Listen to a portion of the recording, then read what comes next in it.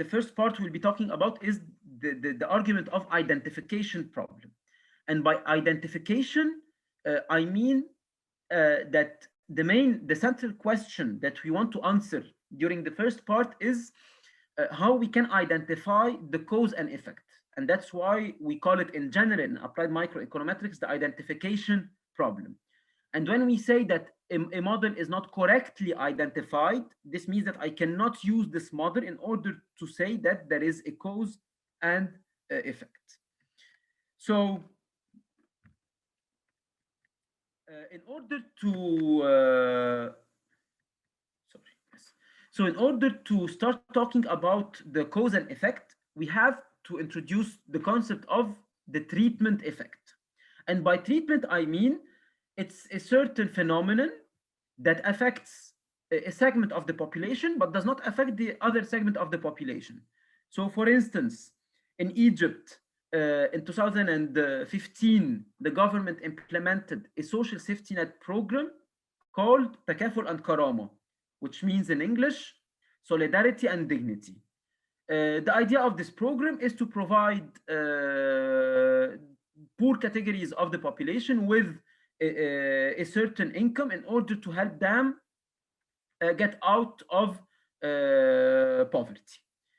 So this means that in order to give these segments or these individuals and generally women the amount that was determined by the government, this means that there are some women who benefited from this program and other women who did not benefit from this program. So in this case, we call the Takafur and Karama program or the solidarity and dignity the treatment, and that we have the treated group who is or who includes women that benefited from Takafur and Karama, and there is a second group of women who did not benefit from this program. And we call in general the non-treated individuals the control group. So this means that if I assume that I have two groups of women who have identical characteristics at all levels, so they all come from same governorates with the same level of education, with the same level of experience, with the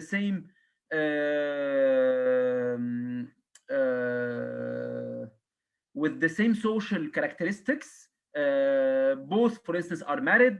I mean they share all the common characteristics are identical to the two groups. So in this case, I will have two groups with identical characteristics. One of them will benefit from Takaful and Karama and the other will not benefit. So this means that if I will observe the behavior of these women a year later, for instance, so any differences between the two groups will be attributed to Takaful and Karama. Why? Because in the beginning, they had exactly the same characteristics. So any outcomes that are different a year later or 6 months later or a certain period of time later will be mainly attributed to this social safety net, which is Takaful and Karama. And in this case, I can say that Takaful and Karama is the cause of generating some differences between women who benefited from Takaful and Karama and women who did not benefit from Takaful and Karama. So that's why it's very important to have in mind that we need this treated group and this control group. Because if my control group, so the group that did not benefit from a certain public policy, is not well identified and well covered, then in this case, my findings regarding the treated group will be misleading because I'll be comparing my results to something that is not correct. And in this case, my results will be definitely biased and I'll not be able to claim that Takaful and Karama improved or did not improve the welfare of women who benefited from Takaful and Karama. Okay, so in order to examine this treatment effect, I just want to present general idea of it. So we consider that we have a treatment assignment, which is a dummy variable x, and my outcome variable is y. Okay. So my y here, I can say, for instance, it's welfare of women, or a variable that measures empowerment, for instance, to what extent a woman is able to bargain within the household, or to what extent a woman is able to or has a certain wealth or not, and so on. So that's my empowerment variable, which is the outcome variable, or y. And we have here a just a second, sorry. We have, so that's the outcome variable. We have also the independent variable, which is xi. Okay, so beta 1 in general represents the effect of x on y, and x here, we assume that x is the treatment variable, meaning that it takes the value of 1 if the individual benefited from takaful and karama, and 0 otherwise, and epsilon is the discrepancy term. So if in this case, if my beta 1 is correctly estimated, it will reflect accurately the effect of my treatment on the outcome. Why? Because it shows the effect of when this x variable takes the value of 1 compared to the group where it takes the value of 0, which is the control group, or which is the group that includes women who did not benefit from takaful and karama. Okay? So in this case, I will have two outcomes: the outcome of individuals who benefited from takaful and karama, and the outcome of the individuals who did not benefit from takaful and karama. And we know that in general, the OLS, the ordinary least squares estimation, we estimate things on average, the fitted line itself. So as you can see here, we have on the one hand, when my x takes the value of 1, then in this case, I will have my dependent variable that will be y1 bar, which is equal to beta 0, which is the intercept, plus beta 1 multiplied by 1, because here the treatment takes the value of 1 if the individual benefited from this treatment, plus the discrepancy term of the individuals who benefited from the treatment. For the individuals who did not benefit from the treatment, then in this case, x will take the value of 0. So 0 multiplied by beta 1, it will be 0. And that's the outcome of the individuals who benefited from, who did not benefit from the outcome. The second line here, this one. Okay? If I take the difference between both, then in this case, I will have the average outcome of those who benefited from the takaful and karama, the average outcome of those who did not benefit. So if I take the difference between 1 and 2, I will have it here. So the intercept will vanish, because it will be beta 0 minus beta 0. And in this case, the remaining terms that I have include beta 1 plus the error term, meaning that in this case, my beta 1 that I have here, it should reflect the effect of the treatment. Okay? Any questions until now before I continue? Any questions? Anything that's not clear? Okay, so if we have this function that represents the difference between those who benefited from the treatment compared to those who did not benefit from the treatment, in this case, we want to estimate, as I said, the effect of the treatment on my outcome. But the problem is that, and that's one of the most important assumptions that can be violated in some cases, is that if we go back to this basic regression, in some cases we have x that might be correlated to the error term. What if this happens? What will be the implication from your perspective? What do you think? What happens if my x is correlated to the error term? We will have endogeneity problem, and the beta 1 will be biased. Great. So as Samar said, we'll have an endogeneity problem and beta 1 will be biased. And what might lead to a correlation between x and the error term? Sorry? What is the reason behind the correlation between x and the error term?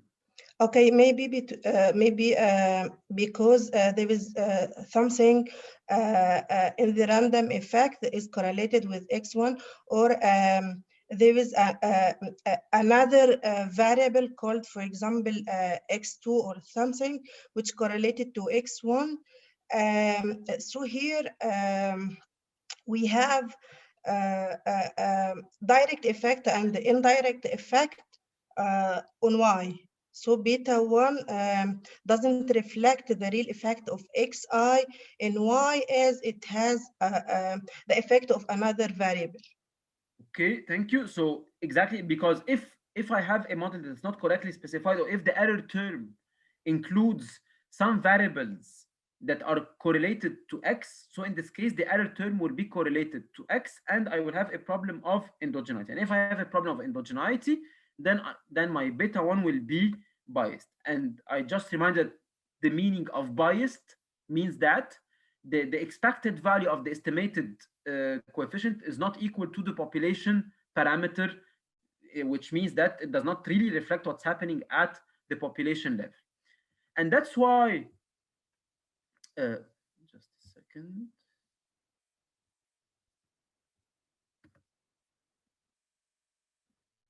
So that's why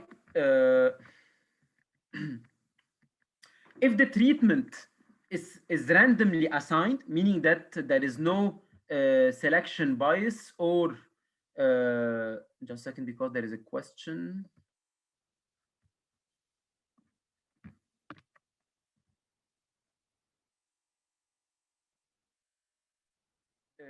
So Omar is saying a random shock induces a shock on y and on x for the same I.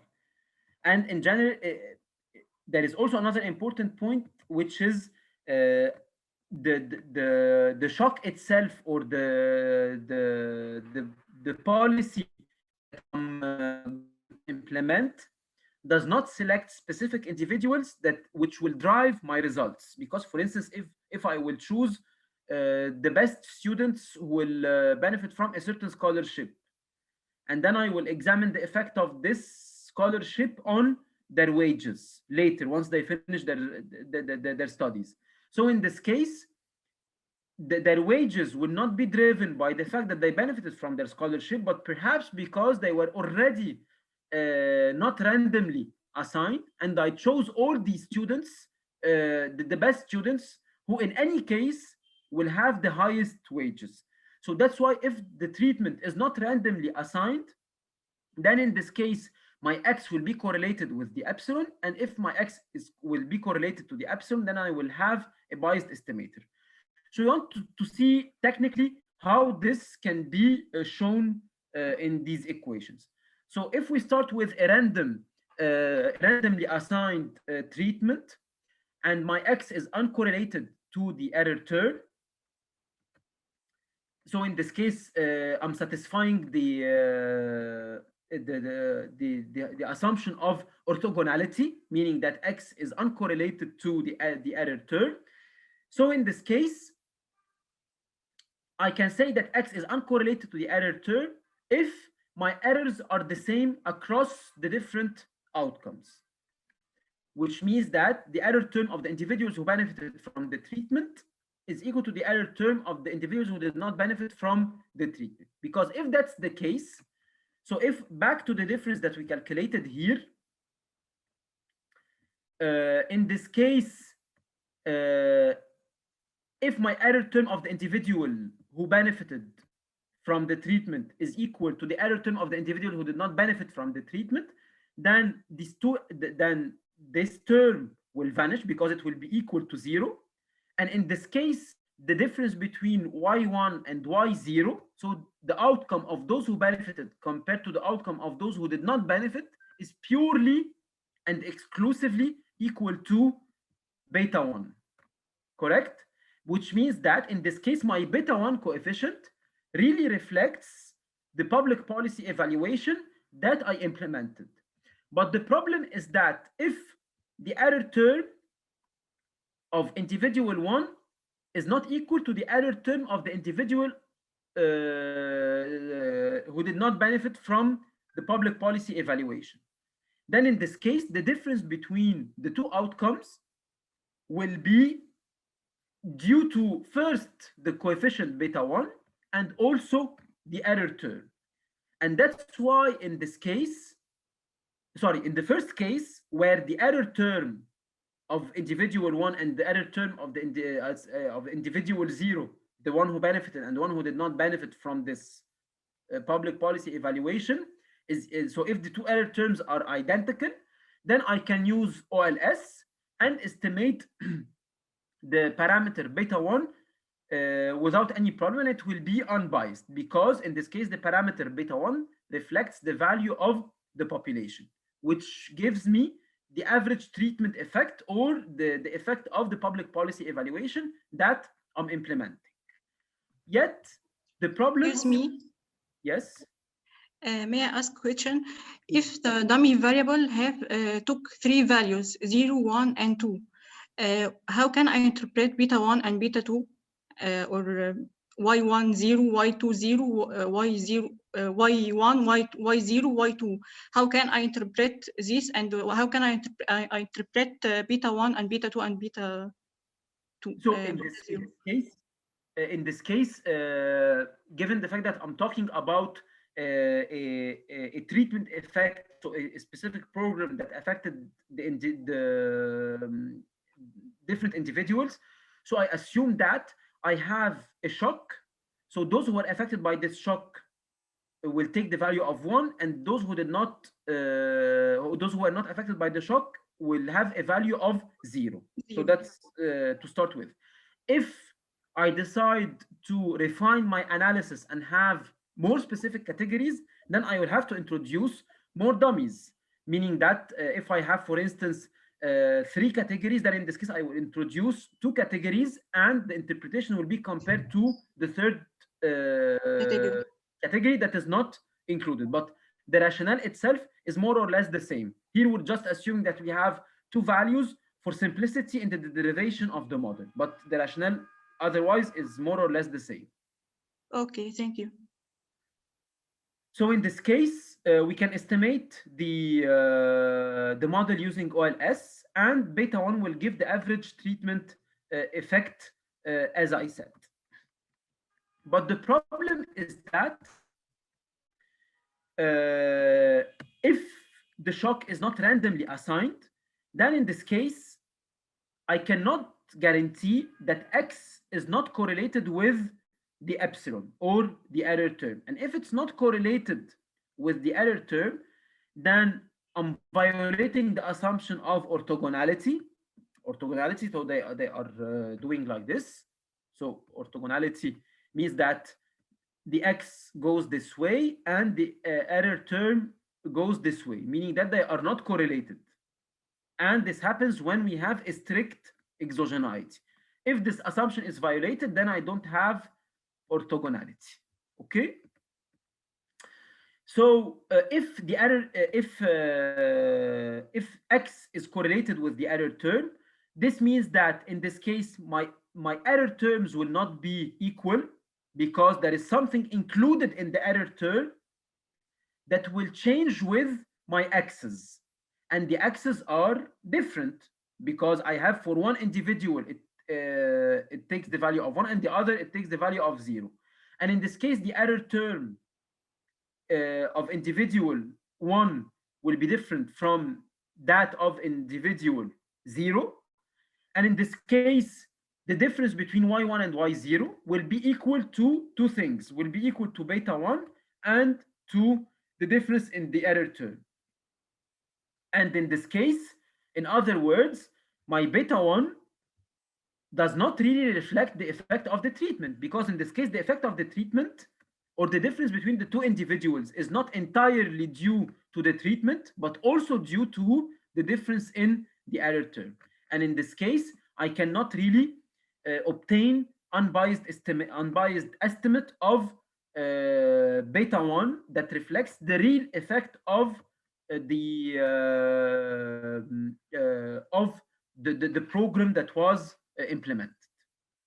So that's the idea of randomization of the shock itself, or the program of X, and what happens if the error term is if the error terms of different individuals are identical or not, and what are the implications of non-orthogonality.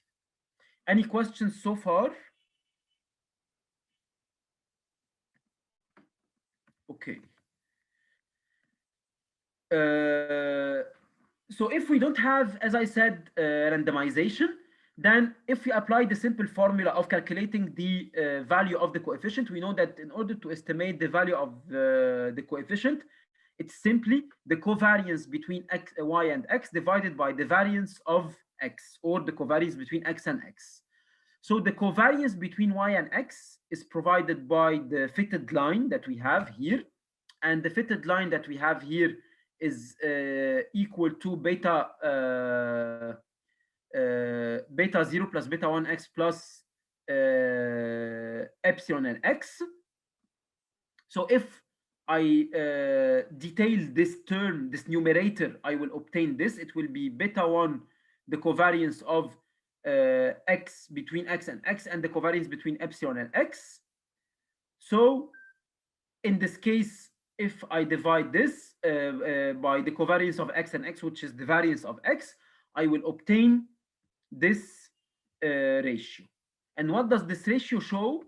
It shows that the estimated coefficient with the OLS method is equal to the true parameter plus the covariance between the error term and x and the variance of x. Okay?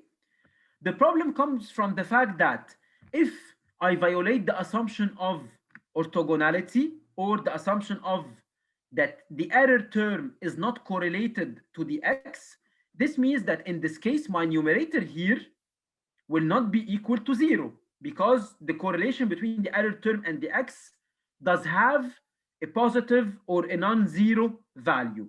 And in this case, this whole ratio will be different from 0. And if it's different from 0, then I cannot say that the estimated coefficient is equal to the real value of what we have in the population. Okay? And conversely, if the error term is not correlated to the x, then in this case, the numerator here, the numerator that I have here is equal to 0. And if it's equal to 0, all this term will be equal to 0. And in this case, my estimated coefficient will be equal to the one of the population. So that's why this assumption of orthogonality is fundamental in the analysis, and it's one of the most serious things that we can have in the empirical work. Okay.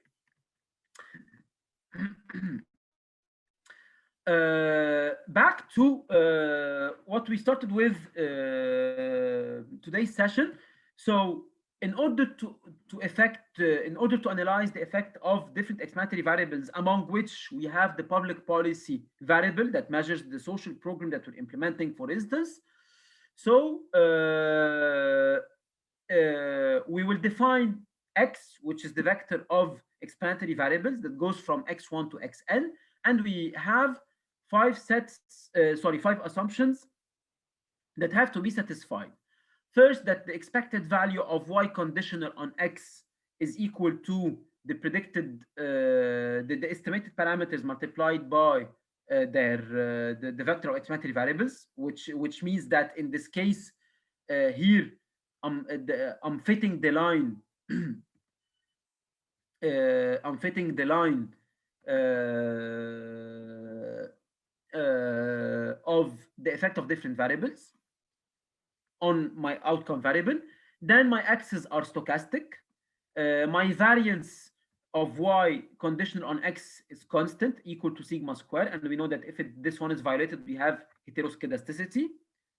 And does heteroscedasticity lead to the biasness of my estimations? What do you think? If this variance is not constant, does it affect the biasness or the unbiasedness of my estimates? Yes or no? What do you think? Any? No. No. Yeah. It does not affect. Exactly. Yeah. Why? If this assumption is the homoscedasticity assumption, if we have heteroscedasticity assumption, the heteroscedasticity affects the efficiency of the coefficient. They will be inefficient. The variance will be large, but it doesn't affect the unbiasedness of the estimators. Thank you. So in this case, it affects just their efficiency, but not their biasness. And the fourth assumption is that we have the observations, so are independent and random variables, and my outcome variable, my y variable, is randomly is normally distributed. Okay. So those are the main assumptions that the classical assumptions that we have, and in general, for the four assumptions, they guarantee that we have unbiased estimators of the population parameter, and that I get the best linear estimator, the best linear unbiased estimator. Sorry, best because it has the lowest variance, and linear it's linear in the coefficients, and unbiased because in this case the expected value of the estimated parameters is equal to the parameter of the population. And finally, the last assumption of SS5 here that we have on the normal distribution, it helps us have or run the different tests using the T and F statistics in order to see whether my variables are significant, for instance, or not. Okay. The most fundamental assumption that we have to have in the among the Gauss-Markov assumptions as well is the fact that the expected value of the error term condition on x is equal to 0, meaning that in this case we assume that there is a strict exogeneity, and by strict exogeneity it's another word for orthogonality, meaning that in this case the error terms will not be correlated to the explanatory variables. And that's why it's important also to distinguish between the strict exogeneity and what we call the weak exogeneity. And I'll just explain this concept and distinguish, see its implications, and then we will wrap up the session and we start the solutions after that. So what's the idea of weak exogeneity? In general, we define a variable to be weakly exogenous if when I condition this variable on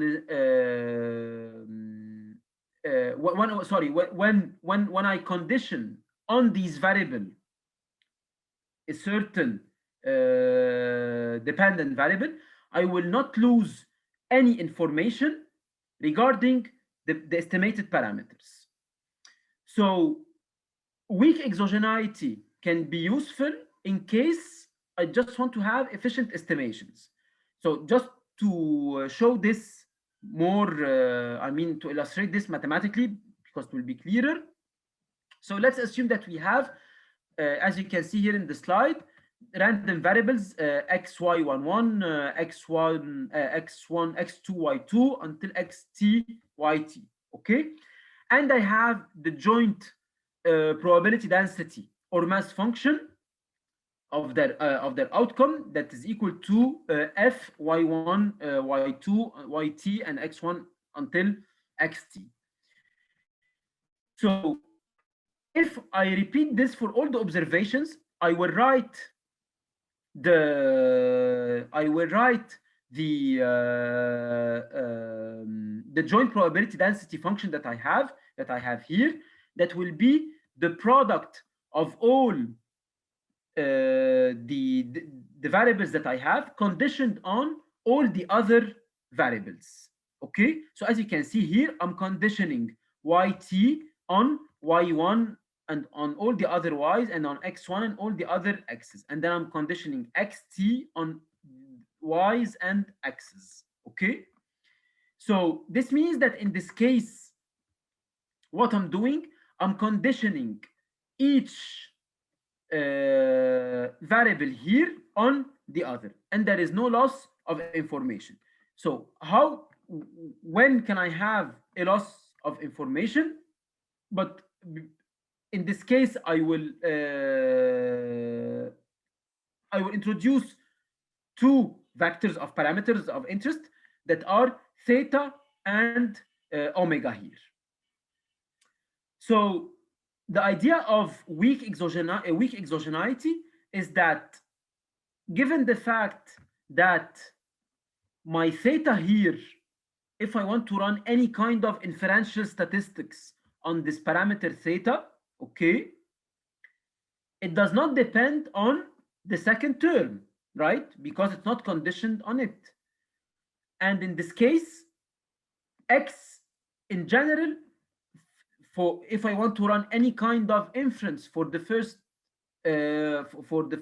vector of parameters, I can assume that x is exogenous. Okay, so and that's why in this case I do not lose any information, because x is exogenous, and I can have some inferential statistics on theta by ignoring the second term completely. How is that different compared to the other case?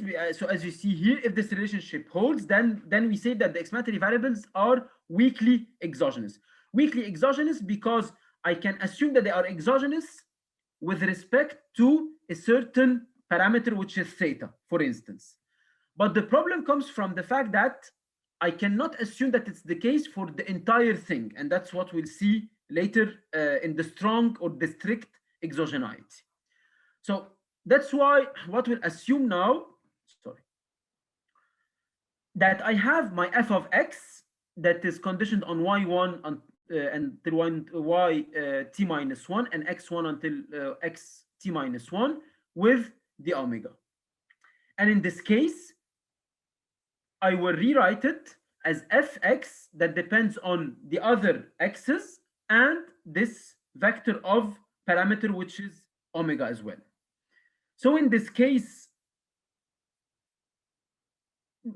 conditional on my x's, the distribution of x does not depend on the past value of y, okay? So it depends on the past values of x's only, as you can see here, and on the omega. So in this case, given the fact that my x, the distribution of x depends on x only and does not depend on y, as what we had here. So if you remember here, x was also dependent on y. So that's why in this case I can say that I have a strict exogeneity. And by strict exogeneity, that's what we call in general in time series, that my x does grandeur cause y, or in other words, y does not grandeur cause x, because y does not affect x. It does not figure here. And that's why in this case I can say that I have a strict exogeneity of x, because x does not depend on y, while y depends on x.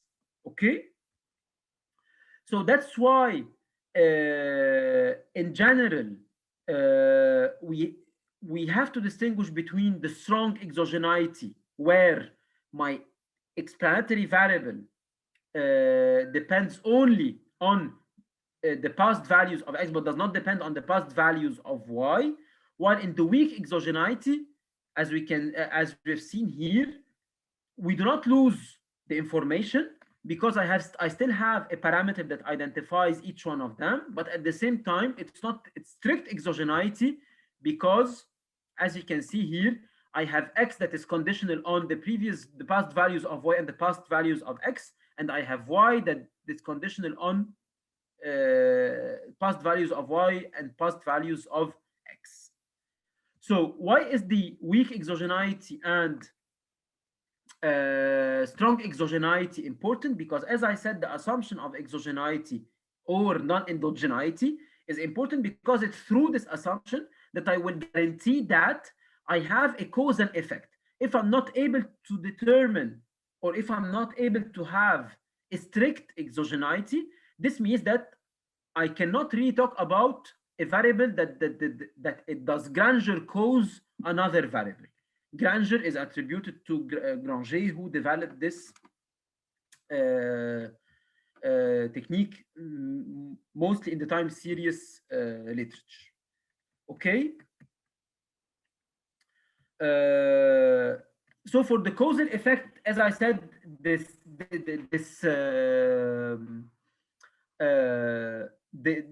assumption of exogeneity is important, because through this assumption I'll be able to determine to identify whether there is a causal effect or not with respect between two variables. Okay, and whether, because I might have an association, but this association does not really represent a causation between the two variables.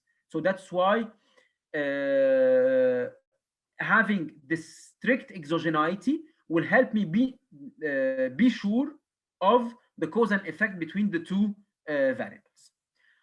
And in order to reach this causal statement between two variables, we have two options: either running an experiment like what is done in the randomized control trials, for instance, like the work of Esther Duflo and Banerjee, the Nobel laureates of 2019, on their work on the randomized control trials. They are experiments.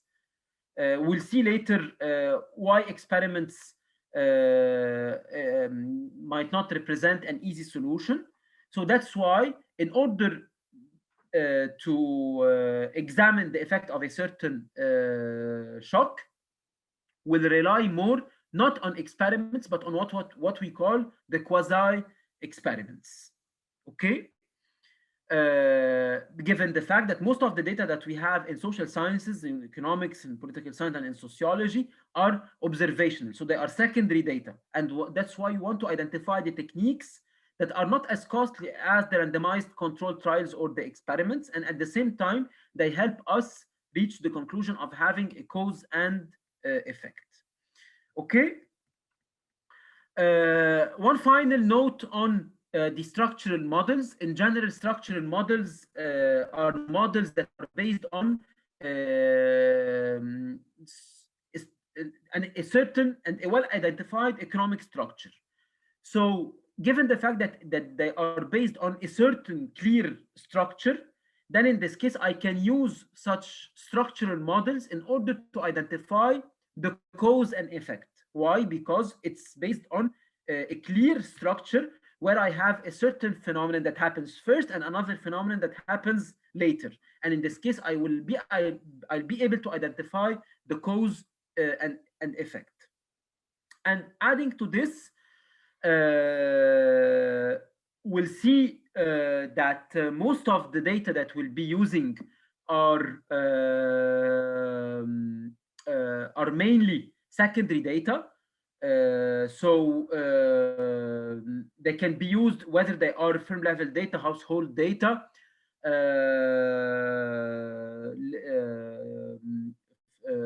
labor force surveys, household income expenditure surveys, and so on. And we can use them in order to get an estimable model where we have a cause and effect, despite the fact that it's not an experiment. Okay, so that's basically the general introduction. I'll just recap the main concepts that we have seen in the first part. So we first highlighted the concept of the treatment and why a treatment is important in order to see the effect of a certain public policy evaluation. We distinguish between the treated and the control group. And then the fundamental issue relies in the error term, whether the error term is between the individuals who are treated or who are not treated are correlated or not. If they are not correlated, I can use OLS without any problem. If they are not if they are correlated, then in this case I'll not be able to use OLS because my estimate will be biased. And if my estimate is biased, I cannot really say that the public policy that was implemented helped improve or deteriorate the status of some individuals. And we also shed the light on the difference between weak exogeneity and strict exogeneity. And that in general, when I have a strict exogeneity, I can say that a certain variable does grandeur cause another variable, meaning that I have this causal relationship. And we have seen also quickly the idea of structural models. After we before I start the second part, any questions on the first part?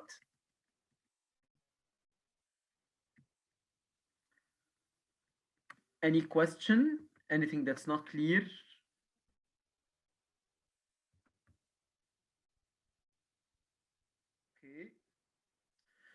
Okay, so after seeing this general introduction on the problem of identification and causal inference, we'll have an overview on the proposed solutions that we can use in order to solve the problem of reverse causality or the having a cause and effect.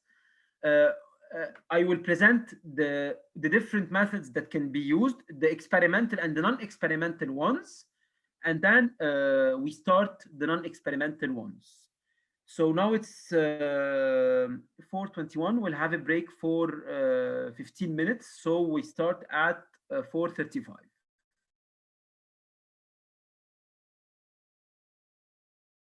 Let's start. So any questions on the first part before we start the new one? Anything that you want to revisit, check?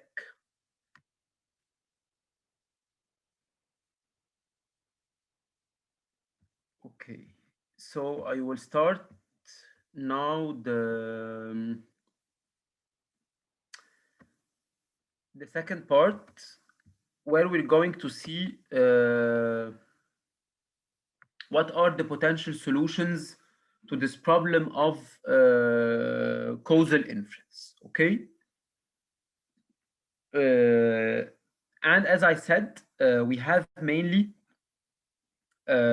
so the basic idea is that we want to make sure that my treatment or this my explanatory variable is not correlated to the error term. And if it's not correlated to the error term, then in this case I'll be able to correctly identify the effect of my public policy variable on my outcome variable. In order to do so, that's what we're just talking about. Just an important thing is that in general, and this might complicate public policy evaluation in the real world, because in general, participation in any program and its impact are difficult to identify, because as I said, perhaps those who participate have some characteristics that will drive the results of the outcome itself. And that's why in this case, the outcome will not be entirely due to the policy, but it will be due to some personal characteristics of those who were selected in the program. And that's why we really want to make sure that it's not due to their characteristics, but to the program itself. And this will lead us to another important point before we start the different solutions, which is the problem of endogeneity and to what extent the assignment to a certain program is not random. And as we'll see, this assignment does depend on some observables and some unobservables, meaning that some characteristics that I can observe, for instance, one of the conditions in order to, back to the example I was just talking about on takafur and karama, one of the conditions that makes the woman eligible is that she must have a child who goes to the school, for instance, okay, and who must not be working. So those are the conditions that have to be satisfied, and I can observe them. But there are also some characteristics that I cannot observe. Perhaps there are some women who are more enthusiastic than other women and who will go to the center of declaration where they will declare that they want to get the Takaful and Karama program. And this enthusiasm of women cannot be observed. I cannot measure it concretely. So that's why it's important to take into consideration the fact that the assignment to a certain treatment can depend, first, it cannot be random. Second, it will depend on observables, and it will also depend on non-observables or things that I cannot really measure. And that's why we have three solutions. We have either the random assignment, or what we call the experiments, okay, or we have the quasi-experimental solutions. And for the quasi-experimental solutions, there are two types. The first type that we call type 1 conditional exogeneity of placement, or the instruments of placement, and that's type 2. So the outline of what I'll be doing in the next hour or so, I'll be talking about the three types of solution: the random assignment, the conditional exogeneity of placement, and the instrument of placement. And we'll see in each method or in each approach what are the estimation techniques that can be used. And we'll see also an example from the real world that was done and that was published in in academic papers that uses one of these techniques. In general, this course, given the fact that we just have a very intensive course of 12 hours in total, 4 days by 3 hours, so we'll be mainly focusing on type 1, which is the conditional exogeneity of placement, and I will explain this later. In general, the training, when it was done in person, it was longer because it was between 3 and 4 full days, and that's why we're able to cover also the instruments of placement as well. But we'll cover just the first part during this training workshop. Okay. To start with, for the random experiments, or what we call in general randomized control trials. So in general, the randomized control trials, their idea is that it's random, meaning that I'm satisfying the condition of randomization. It's controlled because, again, I will have this group, the treated group and the control group, and we call it also controlled because it's done through a process that we'll see now. And it's a trial because it's an experiment where I will give a certain segment a certain program, and I will implement a certain program on a certain segment, and I will not implement it on the other segment, and that's why we call them RCTs. So the random allocation in general of intervention to the beneficiaries is in general done in a way that all the individuals, they must have an equal chance ex ante before the program is implemented of receiving this program or this treatment, meaning that all women who are living in Upper Egypt, which is the south of Egypt, and that's the poorest part of Egypt, all women who live there are eligible to benefit from Takafur and Karama. So ex ante, all women can become beneficiaries of Takafur and Karama. And then, in order, given the fact that I have all women are eligible, meaning that all of these women can benefit from this program. But in reality, some of them will benefit and some of them will not benefit. But the most important thing is that from the beginning, all of them, they can benefit, because those who will not benefit but they can benefit will represent my control group. Okay? And that's why, as you can see here in the third point on the slide, the assignment process creates treatment and control groups that are directly comparable and should not have any observable or unobservable differences. Clearly, it's easy to not to have observable differences, but unobservable differences is a bit more difficult, and we'll see later how this can be done. But to start, an important thing is that by doing so, by choosing among individuals who all of them can become members, I'm avoiding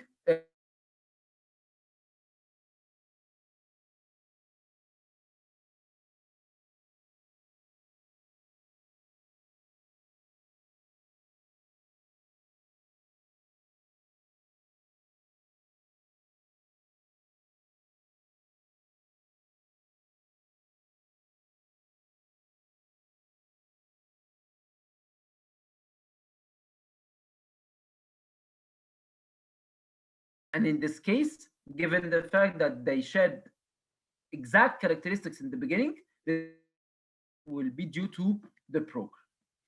Okay? There are several drawbacks associated to this method. First, ethical and political obstacles, because in general,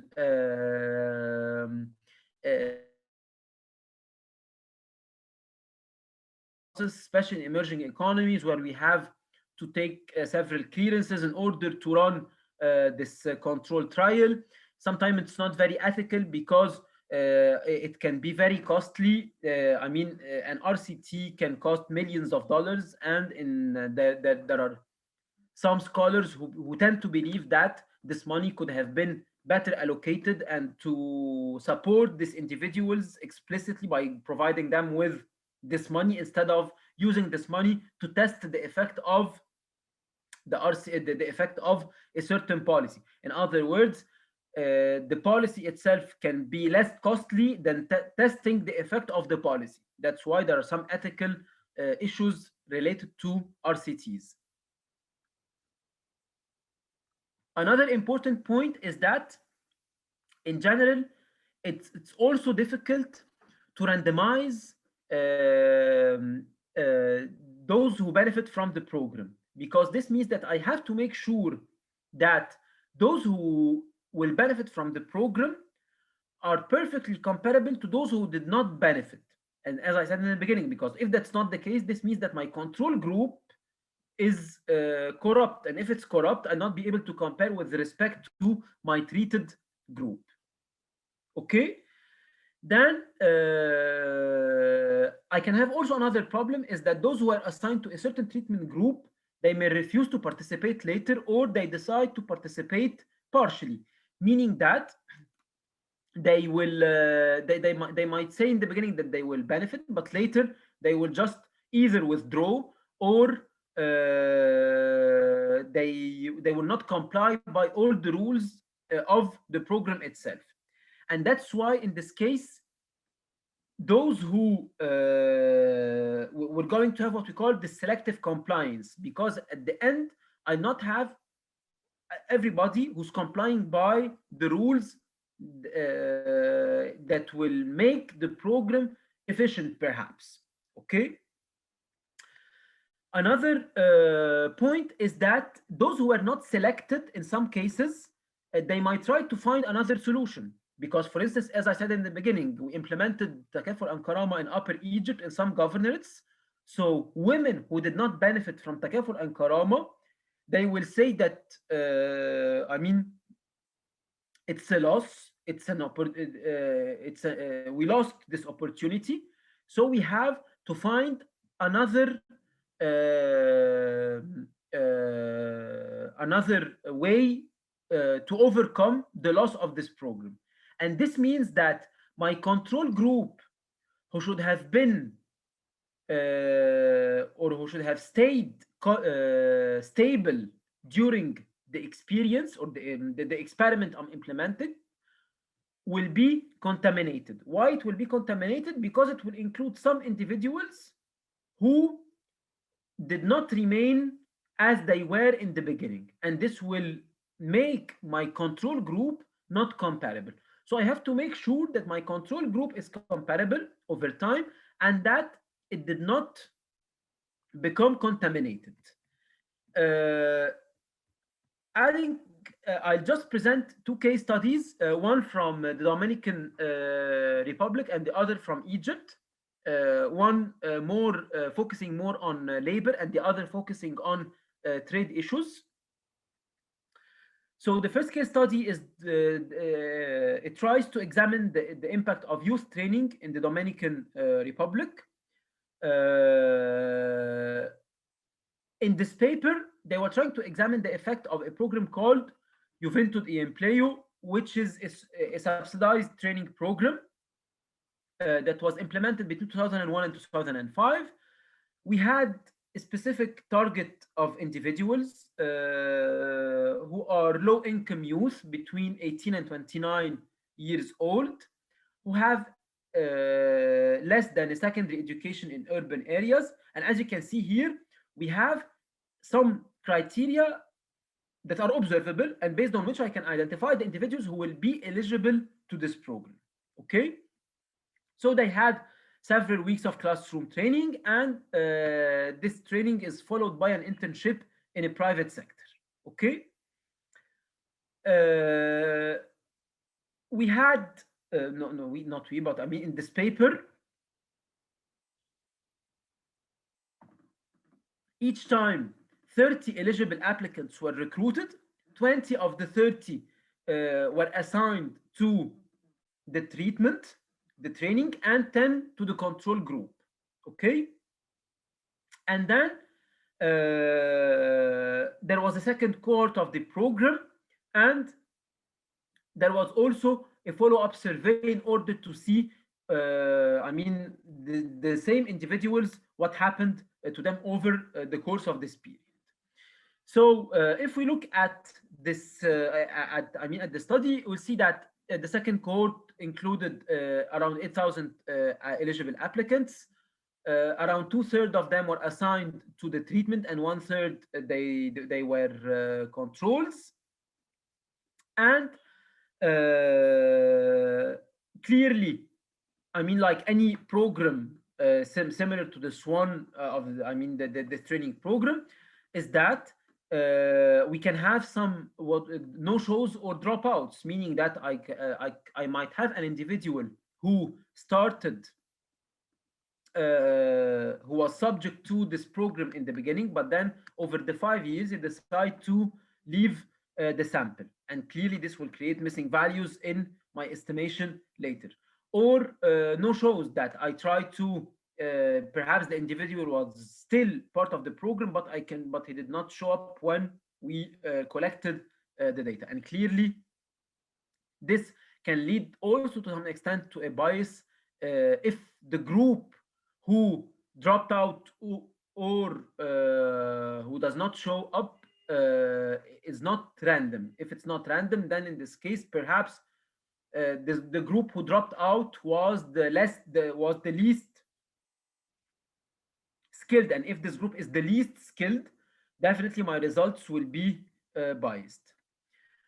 So the outcomes were examined of the so this youth program was examined on employment, on hours of work, wage, the quality of jobs, so on. And I mean the main findings of this program. So no impact on employment, hours of work, some differences in terms of the monthly earnings. So this training and this internship did not increase the probability of work, but it just increased the monthly earnings. There is also a difference in terms of the hourly wage that was earned by those individuals, and in terms of the health insurance, as you can see here in the last line, the difference was not really significant. So that's an example of an RCT that was implemented in the labor market field in order to examine the effect of a training workshop. Clearly, why it's costly? Because I have to hire different individuals in the control and in the treated group. It's time consuming. It's over 5 years. So I cannot really have immediate findings if, for instance, I want to assess the impact of the program immediately. And I can have also some contamination in my control group, as I said, and that's what happened in their case. And you have also, I mean, in general, what researchers do is that they have to declare all this in their paper in order to be sure of the results later. Okay. So those are the main lessons. I mainly talked about that. Okay.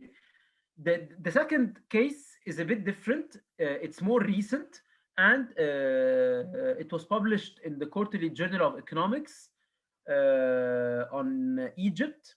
It was done by GPAL in Egypt, Jamal Poverty Action Lab, and they were trying to examine export programs. So why I'm presenting the two case studies, just to show you that we can apply such tools and such techniques that we'll see during the 3 days, either in micro-focused questions like labor, like health, and so on, or macro-focused programs like export promotion, social programs, and so on. Okay. So the idea of this paper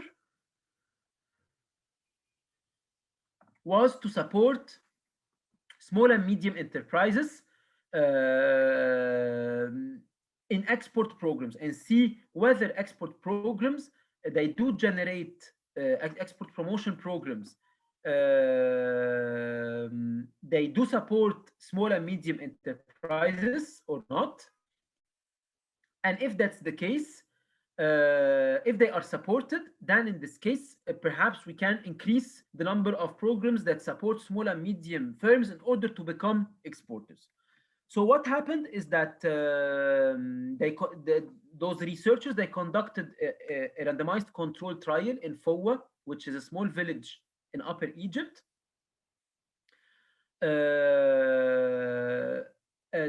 That is specialized in rugs, and it includes 65,000 inhabitants.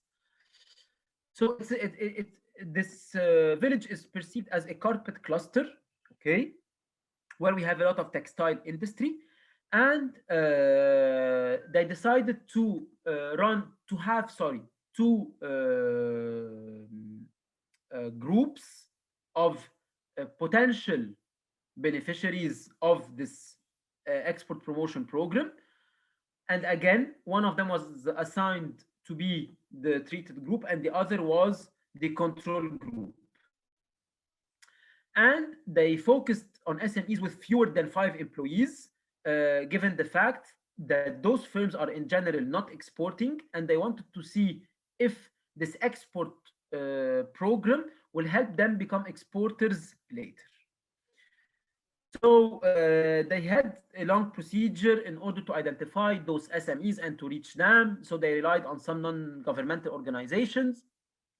They did several surveys on all the characteristics of the firms, like the production techniques, the product quality, what are the characteristics of the owner, his level of education, his experience, and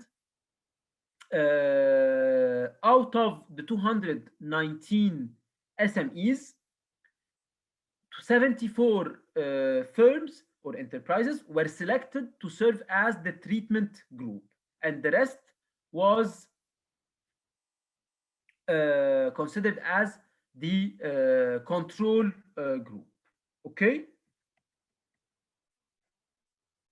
The main findings of this paper found that those who offered the opportunity to export and who benefited from this program, their operating profits, they increased, as you can see, between 5 and 26%.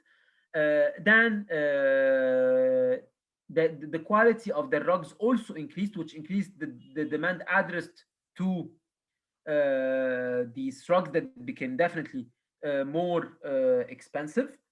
But again, this increase was higher than the more costly production, because in general they upgraded their production techniques, and they also, as I said, improved the quality of the exported rugs. So in this case, this shows that this program was beneficial for small and medium exporters in Egypt. The other thing is that they also tested this assumption of learning by exporting, to what extent the more firms export, the more they will improve their performance. And they actually verified this in their results. And in this case, we found that that there were several improvements associated to once the firms already started exporting, meaning that it's exporting that leads to better also outcomes. Okay, and that's why the more they export, the more they will learn. But again, we can still have this cause and effect rationale, because we started with the same sample, those who were treated and those who were not treated, and those who were treated, they improve their performance, and the more they export, their performance improved later as well, in terms of the quality and in terms of the productivity. So that's in general the randomized control trials. As you can see, the randomized control trials first are time consuming, they need time. So if I want to test something quickly, I'll not be able to do it. Second, they are extremely costly financially, because we need to do several field studies in order first to see who are the potential candidates that will benefit or will not benefit, who is the eligible population, and so on. Third, it's costly because of the survey itself, and then all the costs associated to the survey, collection, cleaning, making the data ready, and as I said, also the ethical problem we're talking about. So experiments are the most or the tool that provides us with the most reliable answer, but it's not very practical because it's costly, it's not ethical, and it's time consuming. So that's why we have to rely on the quasi experiments methods that are less time consuming, less costly, because we'll use ready-made data. Clearly, in terms of identifying the cause and effect, they might be slightly less accurate, because I'm not really doing an experiment where I will give a program to certain individuals and not give it to other individuals and test the difference between them. But again, it can be preferred, because this method can be preferred because in this case, I will be able to have policy implications or policy findings quickly. Okay. So for the quasi experiments, as I said, we have two types.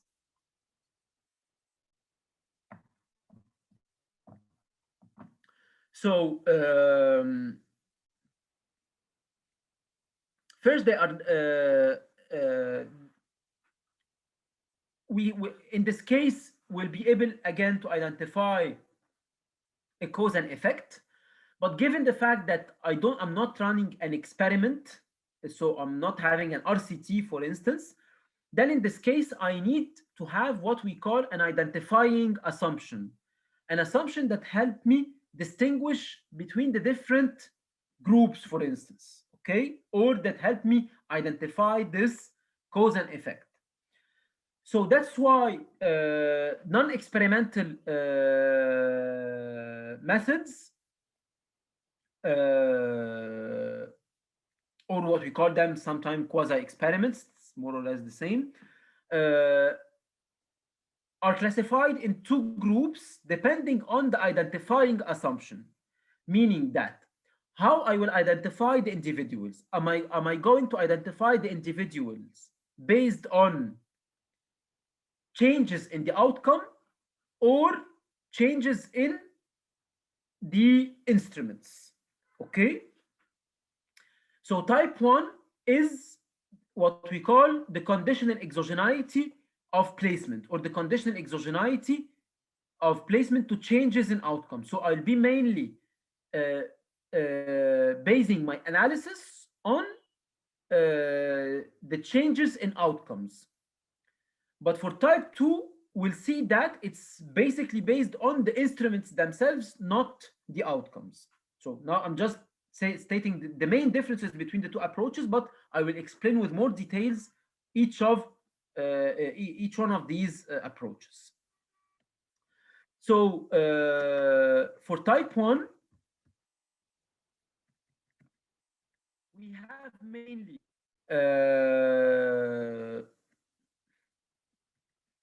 have mainly three types: propensity score methods, difference in difference, and panel data that we'll see during this training workshop, and the non-experimental methods of type 2, conditional on instruments. We have the regression discontinuity design, the RDD, and the instrumental variable approach. Okay. What are the main characteristics of type 1 non-experimental methods?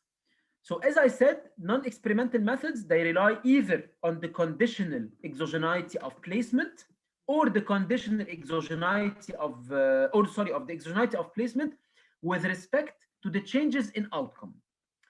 What are the meanings of these two types of the type 1 non-experimental methods?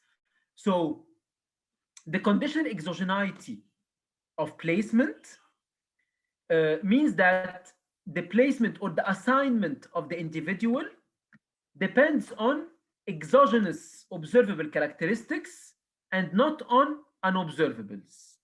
This means that my selection will be based on observables. For instance, to make this clear, so you will see with Dr. Racha one of the methods that we call the propensity scores matching. So what we do, for instance, let's say that we have Pailag, Nisma, Sharafuddin, Samar, and Nora, 5 individuals. Okay, I will try to calculate a score for each individual of these 5. Okay, and see what is the score. What does the score include? The score the score will be calculated based on their observable characteristics, meaning that their number, years of education, their gender, where they live in urban or in rural areas, and based on this, I will decide whether to place them or not, or to assign them or not. So that's why in this case, the placement or the assignment is based on observables, and that's why we call it the conditional exogeneity of placement. Okay, as if I'm placing the individual based on their the exogenous observable characteristics, their gender, where they live, their social background, their marital status, all these things. Okay, And in general, given the fact that I'm assigning or I'm placing based on observables, I call this selection on observables because my selection is based on the observable characteristics of individuals. Okay. The other type, we call it the exogeneity of placement with respect to changes in outcome. And in this case, the unobservable factor that affects that affects changes in outcome, okay, do not affect the probability of placement. What does this mean? It means that there's an assumption here that anything that I do not observe, okay, and that might have an effect on my outcome later will not affect the probability of being selected as a treated group. Okay, and that's why in this case there is an exogeneity with respect to the changes in outcome, but it does not affect the probability of being placed or being assigned. Based on, clearly here, as I said, the unobservables themselves. So the unobservables, they might have an effect on the outcome, but they do not affect the fact that I'm placed or not. And adding to this, the unobservables also, they can determine the unobservables that determine placement can affect initial conditions, but are assumed to not to affect changes in outcome over time. So as you can see, it's either or. Either it affects the initial conditions but does not affect the outcome, or it affects the outcome but does not affect the probability of being assigned. And Sorry. Yes? How can we know that unobservable factors are affecting any or are changing anything since they are unobservable?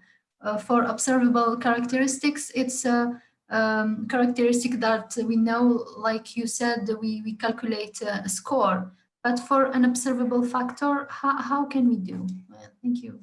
So for unobservables, we'll see this. For instance, I'll give you a quick example on that. If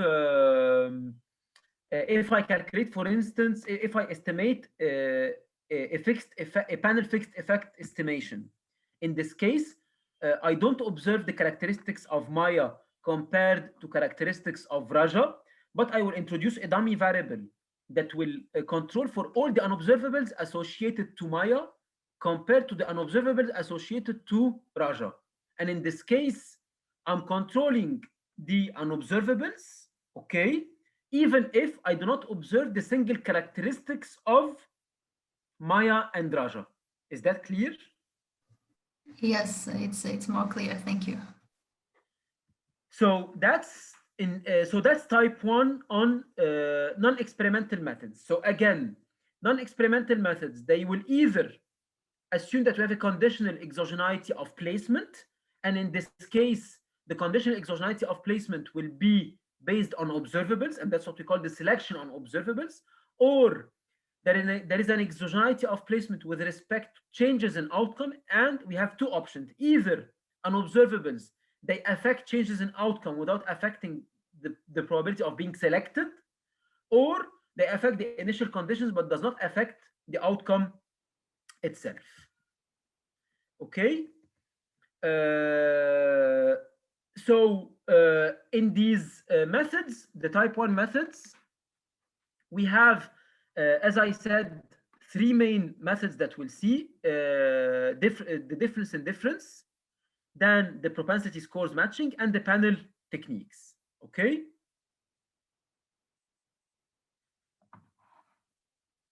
So for the difference in difference, it's based on the three first methods where we have a conditional exogeneity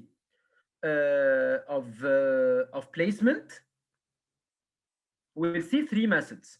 The first one is difference in difference, and the difference in difference is the idea here is that I want to compare the outcomes of the treated group with respect to the untreated group, okay, controlling for their unobservables. And we call this estimator the first difference approach, meaning that I will compare, for instance, those who benefited from takaful and karama compared to those who benefited to those who did not benefit from takaful and karama at one point in time by controlling for all their observables, either time invariant or time variant. Okay, because we know that time invariant variables, they will simply vanish, because for instance, if I will control for gender in general, gender does not change over time in several cases. But in this case, if I take for instance the first difference of being a woman in year t compared to being women in year minus t, so it will be 0. So all the time invariant variables, they will vanish. And that's why back to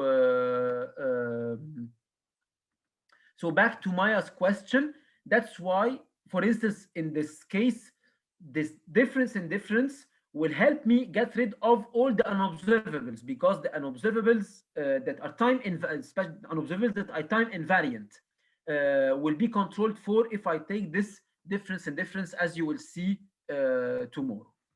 So this, we call this the first difference approach, where I'm comparing, as I said, those who benefited from compared to those who did not benefit at one point of time between the two individuals.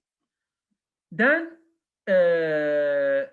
yet we want not only to compare at one point of time those who benefited compared to those who did not benefit, but we want to compare also over time what happened to those who benefited compared to those who did not benefit. And that's why here I have a second difference. So I'm not only comparing between those who benefited and those who did not benefit, but also those who benefited over time compared to those who did not benefit over time. And that's why we call it the difference in difference, or the second difference. Okay, as if I'm comparing before and after the program for the treated group and before and after the program for the control group. So I have a bunch of women who benefited from takaful and karama in 2016, and those who did not benefit from takaful and karama in 2016. And then in 2018, I will compare between the two groups. So I'm comparing women who benefited over time compared to women who did not benefit over time, and I'm comparing their outcome. So that's why we call it difference in difference. Okay, and that's the first method that we'll see. The second method that we call the propensity score matching. In this case, there is also a conditional exogeneity of placement based on observables. And what I do basically is that based on the observable characteristics on of the individual, as I said, his education or her education, where he lives or she lives, and so on, I will calculate the probability of being selected.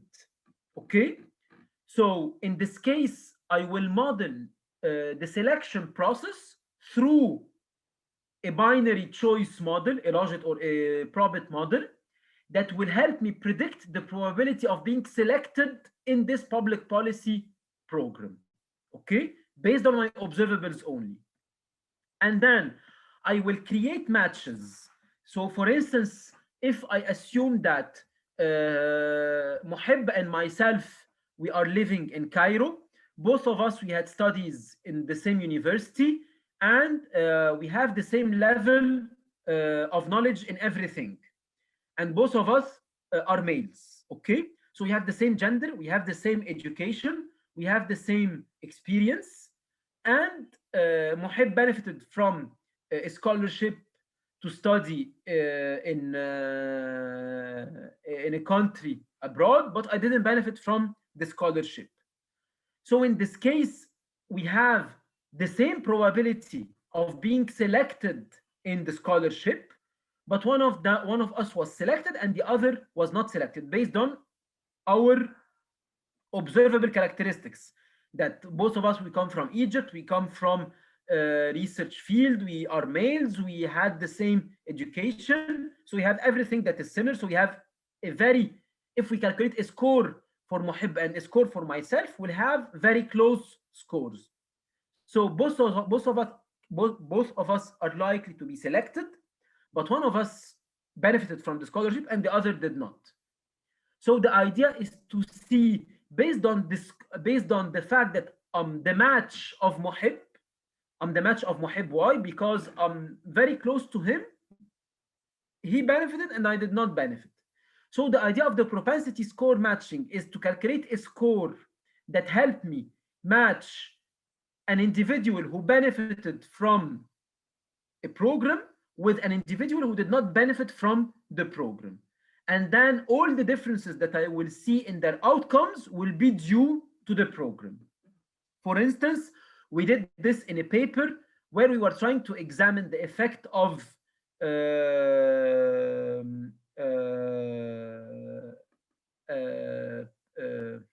the effect of global value chains on firms' productivity.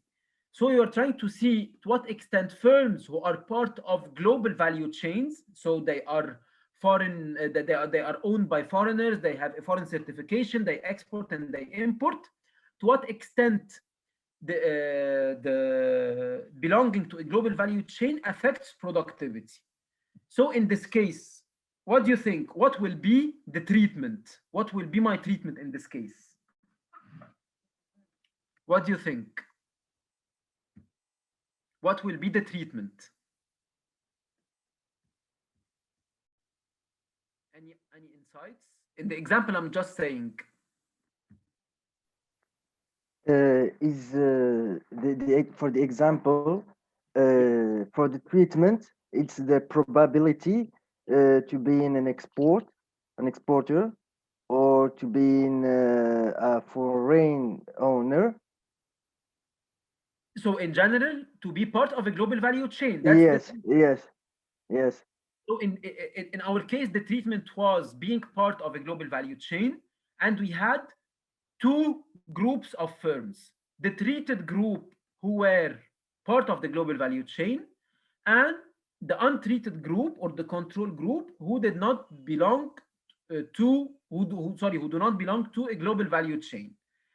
And we had to find the matches of those who are in the global value chains compared to those who are not in the global value chains. And we did this matching based on several characteristics, like the age of the firm, where it's located, in which governorate or in which city, whether it was formally registered or not, then the level of education of its owner, because all this affects the probability of being selected into the global value chain.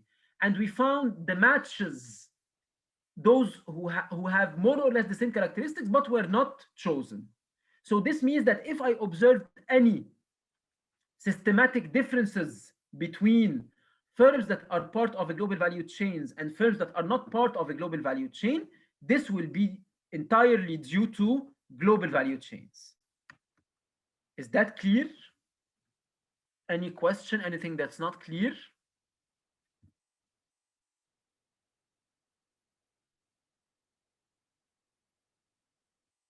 Any question? Okay. Yes, I have a question. Yes. For the two types or the two methods for the propensity score and the difference in difference. Yes. For the propensity score, like you said, that control for the observables characteristics. Yes. But for the difference in difference, there is no observable different characteristic, but it controls for unobservable characteristics, I think. So actually, they are in this case, I'm getting rid of the unobservables if I assume that the unobservables are time invariant. So my enthusiasm didn't change, my IQ didn't change, all this is difficult, sorry, to observe. And this means that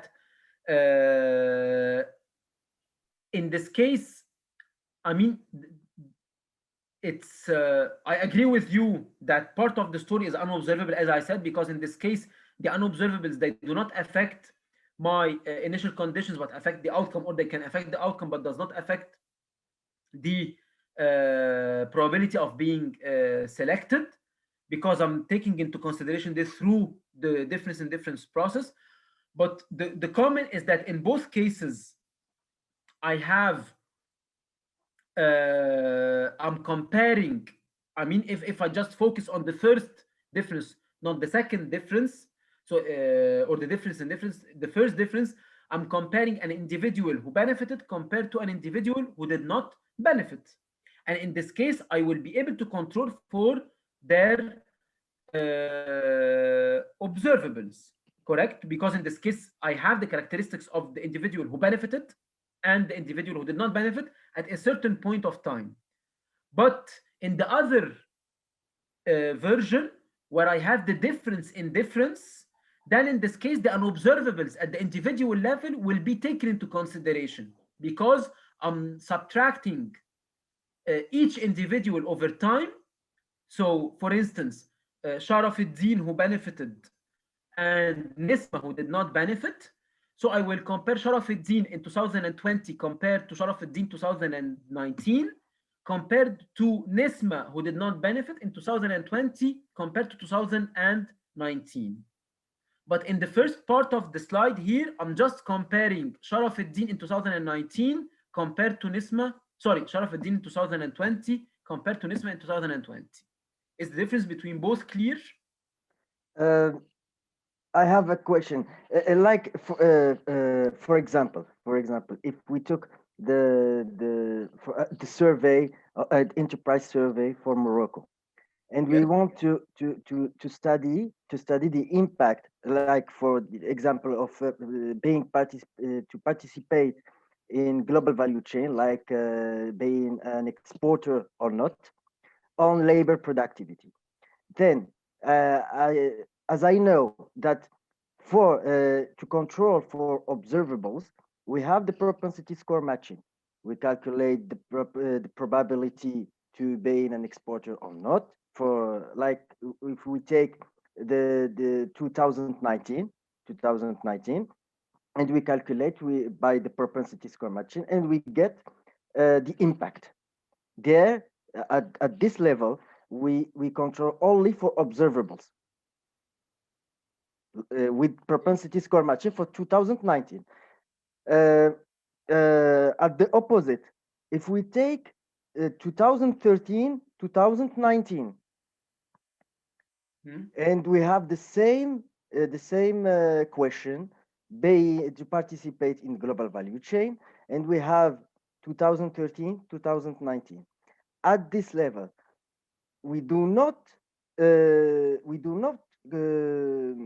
control for observables, because we do not apply the propensity score matching, I think.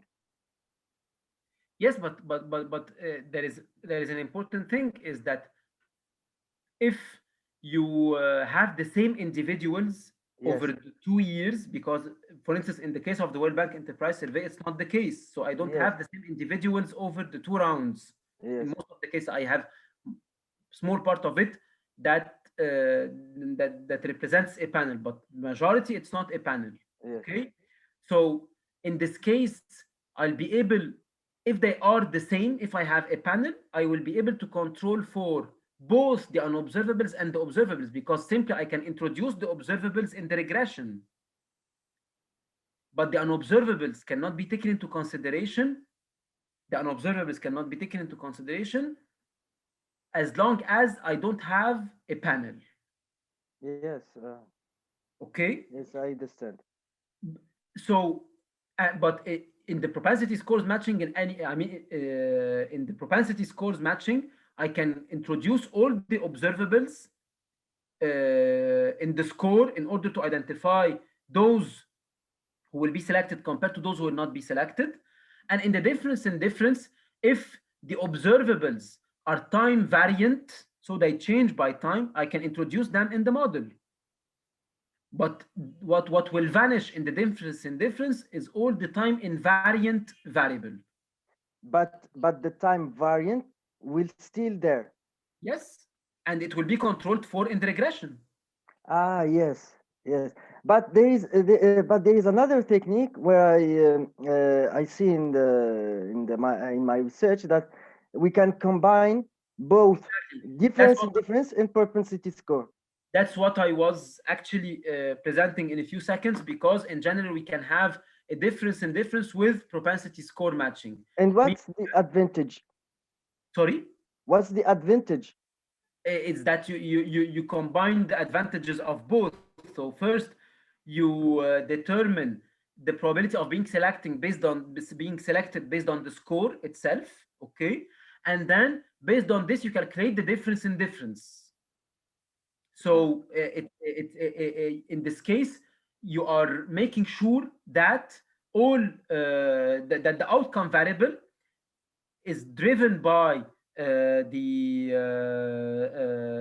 by the program itself, based on individuals who are matching each others and who change over time. But again, this requires a panel dimension in order to have this difference in difference approach. But while for the PSM, you can apply it on a cross section, not necessarily a panel. Thank you. Any other questions?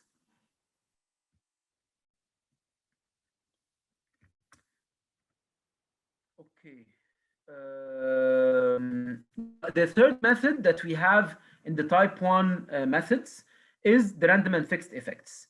And as I responded to Maya's question, in general, they help us control for the unobservables. And the main difference between the random effect and the fixed effect depends on the assumption on the correlation between the error terms and the explanatory variables. So in general, they help us control for the unobservables that are related to the level of analysis that we have, whether the firms or households or individuals. And in general, what we assume is that we control for the unobservables, but at the same time, all the other observables will be included in the model. So for instance, I will the basic idea of those unobservables is that, for instance, I will introduce a dummy variable that takes the value of 1 if the individual is Sharafuddin and 0 otherwise, another dummy variable that takes the value of 1 if the individual is Samar and 0 otherwise, and so on. So in this case, those fixed effects will help me determine whether will help me control for all the unobservables at the individual level, okay.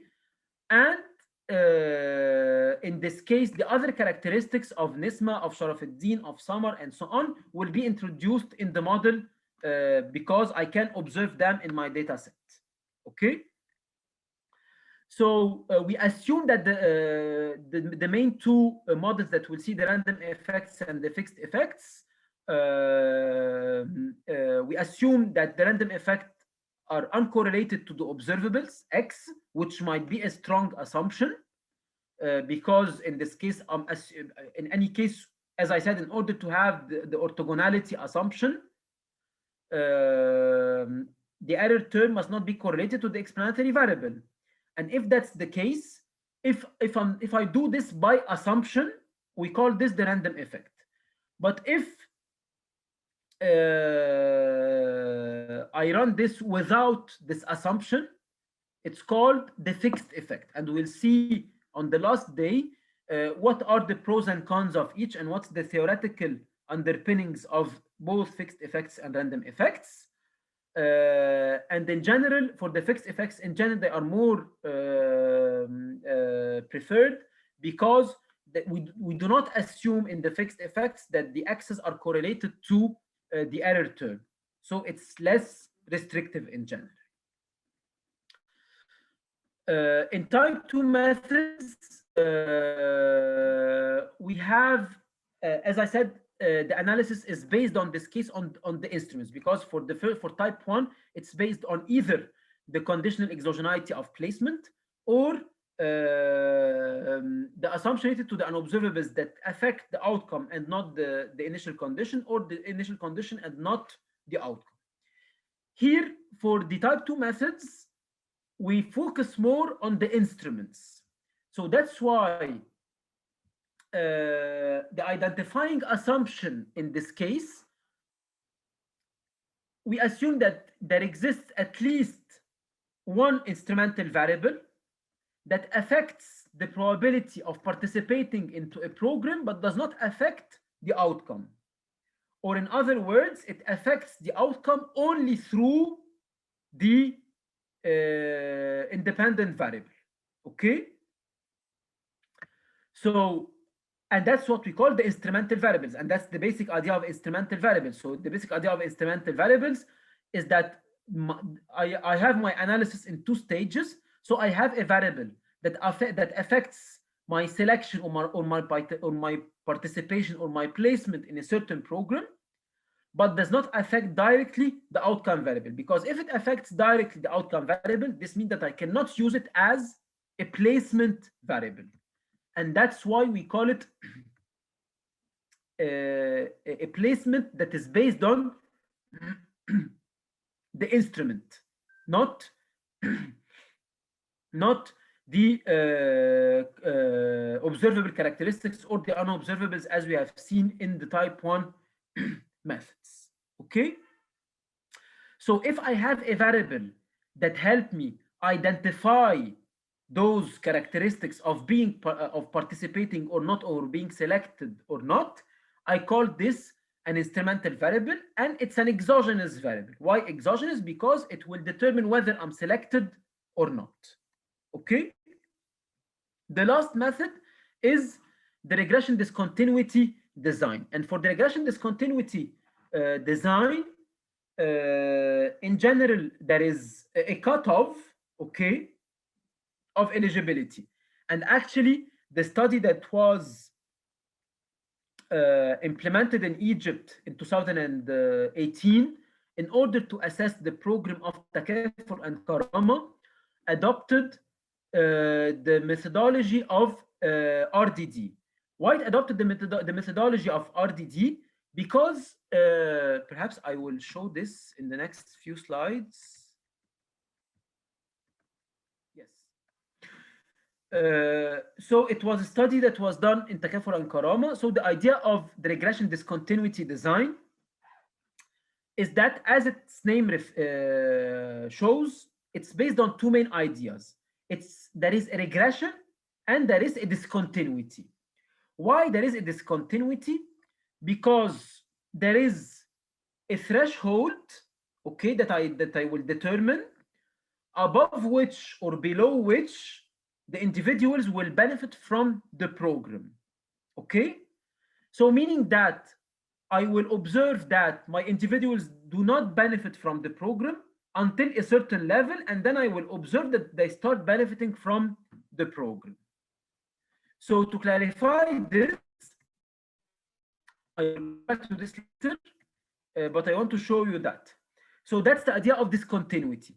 So there is, as you can see here in the slide, there is a certain level that where we have a discontinuity in my sample. Why do we have this discontinuity? Because, and why, I mean, why in some cases we are obliged to apply the RDD, not any other method? Because in general, if we want to examine the Takafur and Karama program, we must, before implementing the program, ideally, we should have implemented an RCT. So we go to Upper Egypt, we will see who are ex ante all women that are eligible. And among these women, we'll choose some of them who will benefit from the program and others will not benefit from the program. Ideally, this should be the case. But the problem that we had in Egypt is that this program started in 2015, and we wanted to assess to what extent this program is efficient. And if I want to do so, there is a serious problem, because I only observe the treated group, those who benefited from those who benefited from the program. But I cannot observe who were eligible to benefit from the program but did not benefit from the program, in order to have a control group. And that was the main problem. So that's why the RCT was too late to implement, because I mean, the program was already implemented, so I do not have a control group. The second approach that can be applied is the difference in difference, but again, difference in difference cannot be applied, because if I want to apply the difference in difference, this means that I want to have if I want to apply the difference in difference, this means that I want to observe the effect of takaful and karama over time, which was not the case. Okay, I have it just in 1 year. And the last point was to run this regression discontinuity design.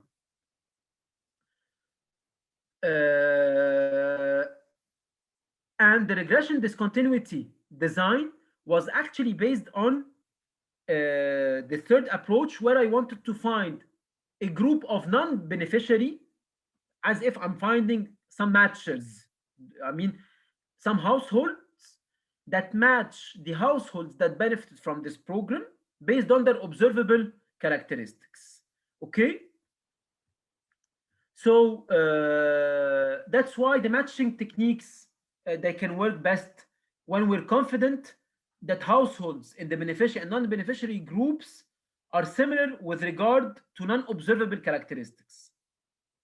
But the problem is that the non-observable characteristics of beneficiaries and non-beneficiaries can be different. Because, for instance, I can have two women who are identical on paper, but perhaps, as I said, one woman was more enthusiastic than the other. So one of them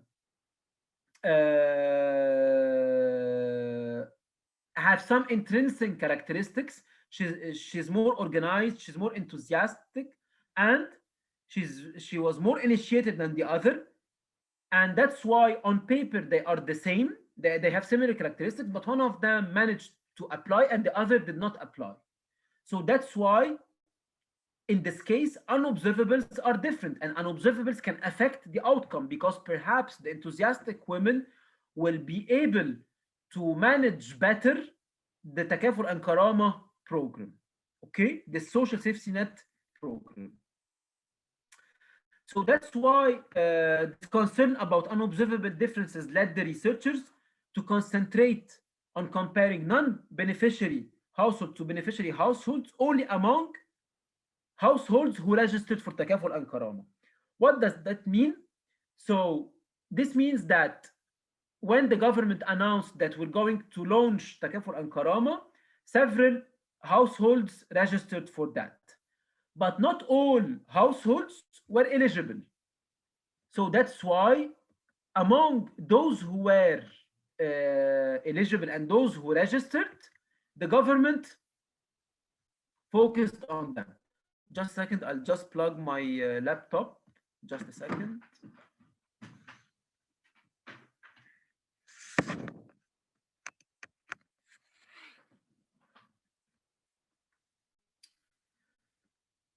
So that's why they focused only on those who registered in the program, and they used what we call the proxy mean test score in order to determine, based on the observable characteristics, which households are eligible and which households are not eligible among those who registered. So first we have a first threshold, or sorry, a first step where households will register.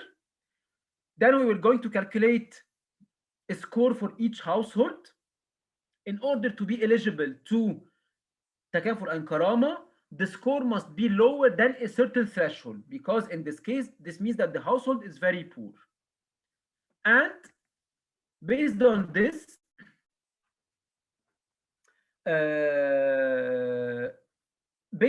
proxy mean test, the problem is that it's not feasible to find a set of non-beneficiary households who registered for the program and that are very similar to those who benefited from the program, and that have also identical characteristics, and whose propensity, the proxy mean test that was used in order to identify the score of each household is the same.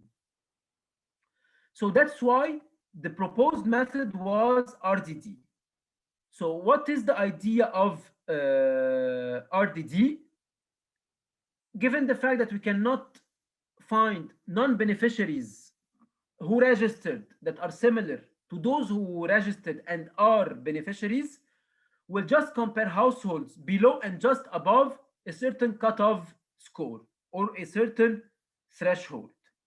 So in other words, I will have, as you can see here, I have here my outcome variable. Let's say women empowerment, okay? And I have a certain threshold, okay, that you can see here. So I have individuals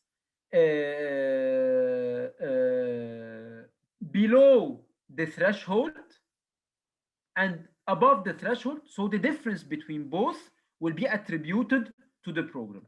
So the idea of this program, the idea of this method is relevant. Why? Because even if the program have started, I'll be able to compare the outcome based on the observable characteristics of the households below and above this threshold. And that's why in this case, what they used, the score that was used at the proxy mean test that determines my eligibility to Takaful and Karama program, okay? And in this case, I will observe the systematic differences below and above the threshold. And that's why it's a discontinuity design, because there is a discontinuity in my sample, okay? So that's the third method based on the instrument again. The second, sorry, because we've seen the instrumental variable first. The second one is the regression discontinuity method. And so we have seen. So what they did, so the program was targeted by selecting households who fell below a threshold level on a proxy mean test score using the data that was collected upon registration in Takaful and Karama. Then we compared the outcomes for beneficiaries below each threshold for eligibility to the outcome. So those who benefit compared to those who did not benefit above the threshold. And they examined the effect of this on a large set of outcomes. Among them was the health of the children, their education, the empowerment of women, their welfare, their bargaining power, all this. And it was implemented on a survey in a relatively short period of time. It was a month and a half, so it was not very time consuming like the other. The household, in this household we had 6,500 households plus a refreshing sample later. And the main findings of this paper was that it helped them improve their status, it helped them improve their welfare, but it did not improve their women empowerment. Children health was not also significantly affected by Takaful and Karama. And then here you have all the references I used for this paper for those who want to read more about the three papers I presented. So I presented mainly the three cases that we'll not see in details, because I presented the randomized control trials for Egypt and for the Dominican Republic. I presented the Takaful and Karama for the RDD, because we'll not see an RDD. But for propensity scores matching difference in difference and panel, we'll see this theoretically and empirically. So that's why I didn't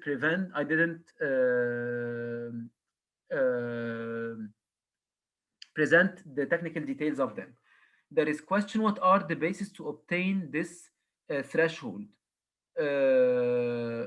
So as some is saying, no clear basis. It's up to policymaker, for example, to pick the amount of monthly income that would make the individual poor or not, and use as a threshold. Yes, but not only that, but also it's based on statistical analysis, in the sense that you can, for instance, see the median level, and you compare below and above the median, or what is this threshold compared to the national poverty line, and so on. So in some cases, it can be also objectively determined.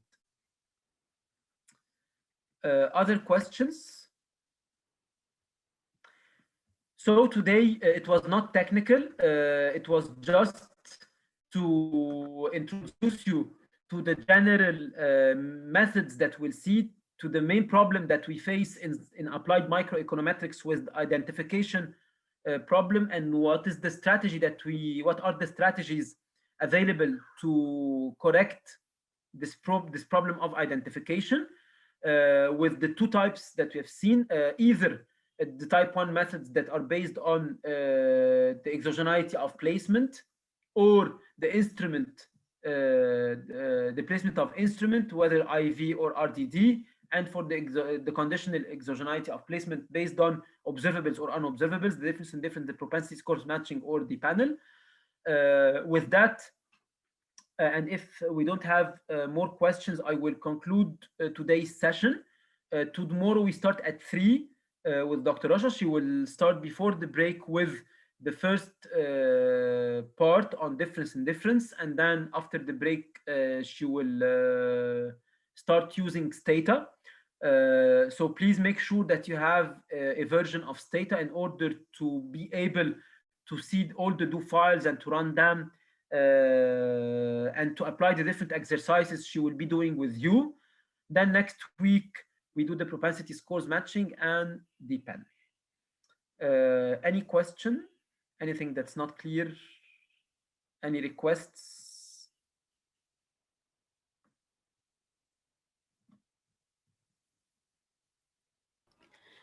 Hey, please, I don't have a question. Just it's possible to have the documents after the DA? Yes, Ramaj will send you all this. I will send, in any case, we prefer to send you everything at the end of the training, to have all the material together, with the slides, with the readings, with the data sets and the do files. But if you want today's slides, I can send them to you now. Okay, thanks. Thanks for all the effort. So with this, we end today's session. Thank you so much, and see you next week. I will see you next week. I'll not be here tomorrow, but Dr. Racha will be here tomorrow. Thank you, and have a nice evening.